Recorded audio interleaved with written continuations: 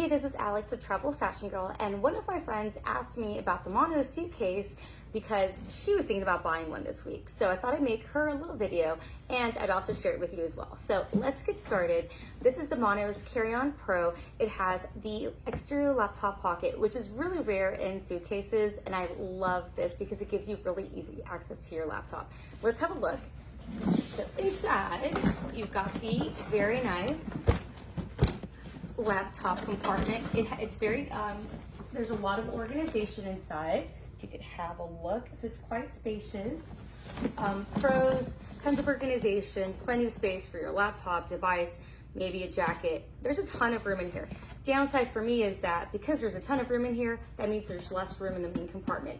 I don't love that, but it's okay for me on trips that are like a week or less. So definitely for me, it wouldn't be a long-term option, but I like a long-term travel will like months at a time, but I definitely do like the convenience of having the laptop, especially if my personal item does not have a laptop compartment, or for those trips that are shorter that I really don't want to have a personal item, maybe just my suitcase and a crossbody bag.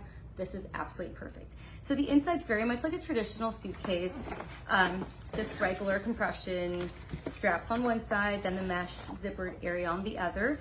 This mesh has a little this mesh compartment has a little bit of a, what is it called, an organizer thing inside, and then you have your regular packing space where at least 3 to 4 Compass Rose Carryon packing cubes would definitely fit.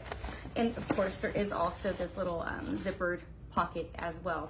On the outside, aside from the laptop compartment, we have a top handle, side handle, the locking, internal locking for the suitcase itself, and 4-wheeled rolling suitcases. So hopefully you've enjoyed this very quick review of the Mono's Carryon Pro suitcase.